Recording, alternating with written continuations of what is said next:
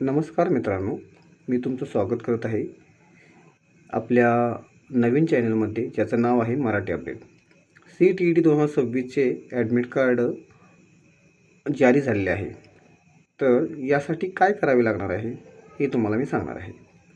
तर ऑफिशियल वेबसाईटवर यायचं आहे. त्याच्यानंतर या लिंकवर येऊन तुम्ही तुमचा लॉग इन ID, पासवर्ड टाकायचा आहे. त्यानंतर या ठिकाणी कॅप्चा टाकायचा आहे. कॅप्चा व्यवस्थित बघून टाका.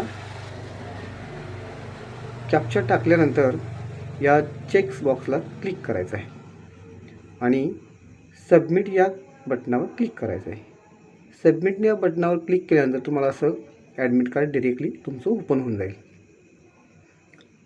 त्यानंतर याच्यामध्ये तुमचा फोटो असणार आहे, तुमचा बैठक व्यवस्था कुठं असणार आहे ते पण यामध्ये दिलेलं आहे.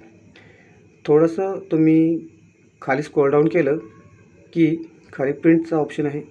प्रिंटवर क्लिक करायचं आहे आणि जी प्रिंट काढून घ्यायची आहे.